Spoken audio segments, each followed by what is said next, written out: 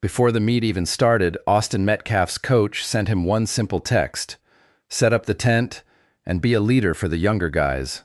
Austin texted back, "For sure, coach. It's the kind of message you forget you ever sent." But that one small favor is what put him in the exact spot where, less than 8 minutes after he walked into that stadium with his friends, Austin Metcalf would be stabbed to death.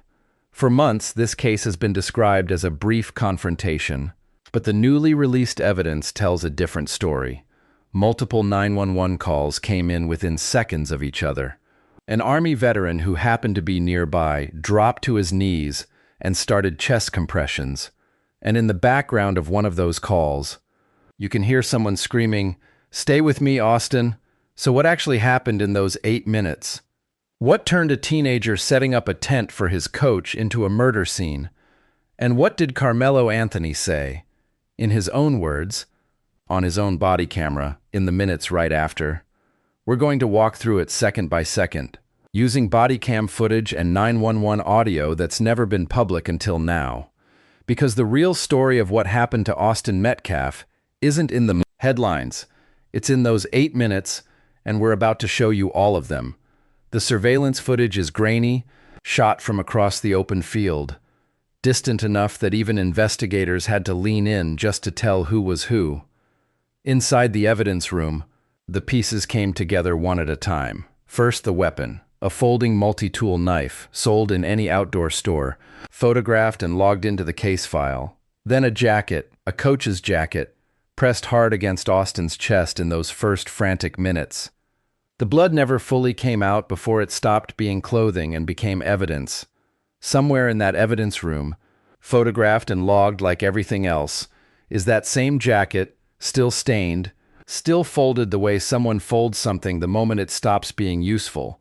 The 911 calls came in fast, multiple calls, within seconds of each other.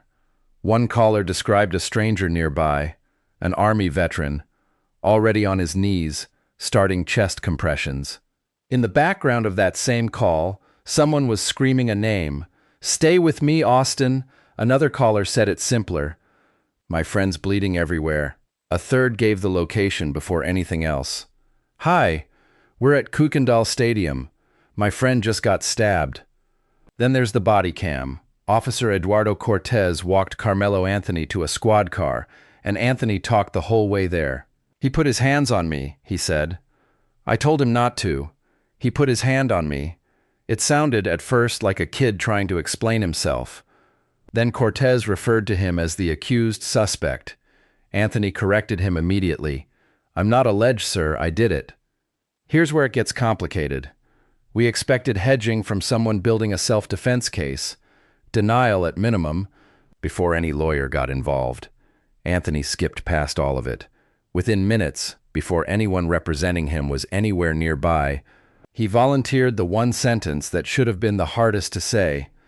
Julie Rendelman, a former homicide prosecutor turned criminal defense attorney, said early in this case that Anthony was facing an uphill battle claiming self-defense. A 30-second window, a weapon pulled from a backpack not raised mid-fight. That's exactly the kind of detail her warning was built on. What happened in those 30 seconds is where this case actually lives.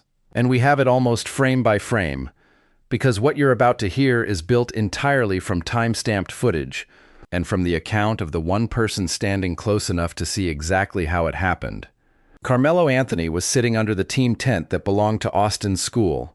Austin's tent, Austin's spot. When the twins asked him to move, he didn't. Hunter pressed again. Anthony didn't back down, and he didn't walk away either. By one account, he said, "Make me move." By another, recorded separately in the arrest report, his exact words were colder: "Touch me and see what happens." Either way, the message landed the same. Then, according to the only eyewitness account on record, Anthony reached for his backpack while the argument was still just words. Before anyone had touched anyone, a folding knife came out of that backpack. 12 jurors eventually heard every detail of the self-defense argument built around this moment. They didn't need much time to decide what it added up to. 3 hours of deliberation, a murder conviction, 35 years. At sentencing, Those same jurors rejected something else too, the claim that this happened in a fog of sudden, uncontrolled passion. Which raises a harder question. If it wasn't fear, and it wasn't rage, what was it? That detail should not matter. But it does. Because Austin Metcalf wasn't standing at that tent by accident. He was there because his coach had asked him to be the leader. And being asked to lead was something Austin said yes to without hesitation. Somewhere in that stadium that morning, parents were still finding their seats. Sunscreen was still being passed down a row of fold-out chairs. None of them knew that none of it would matter in the next 8 minutes. Anthony didn't stay at the tent. Surveillance shows him cutting through the bleachers, running out onto the open track before officers caught up to him. What we can't fully know, and probably never will, is what was actually going through Anthony's mind in that half second before his hand reached the backpack. The sequence is clear. What was inside his head in that moment isn't, and it likely never will be. In the end, 12 jurors heard every piece of this. The seating dispute, the backpack, the knife pulled before a single punch was thrown. And they didn't need much convincing. By every legal measure available, this case is closed. But a 35-year sentence doesn't tell you who Austin Metcalf actually was. It doesn't tell you what his own twin brother had to do in the final seconds of his life. That part hasn't been shown to you yet. If you were on that jury, knowing the knife came out before anyone touched anyone, would 30 seconds be enough for you to call this self-defense? Or something else? Tell me where you land. But while the courtroom closed this case in 3 hours, you're about to learn what Hunter Metcalf has carried for over a year. The exact memory of holding his twin brother as he died in his arms. Austin Metcalf wasn't a track athlete first.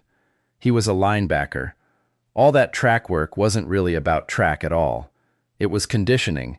Extra speed for the season he actually loved, the one that was supposed to start again that fall. Track was just where he happened to be that morning, doing the unglamorous part of getting better at something else. Karmelo Anthony wasn't a stranger to leadership either. His own teammates voted him captain of 2 different sports teams. Whatever happened in those 30 seconds under that tent, it wasn't a stranger making that decision. It was someone his peers had already trusted to lead them. Austin was the kind of guy his own teammates voted MVP, not because of whose son he was, but because of how he showed up for them every single week.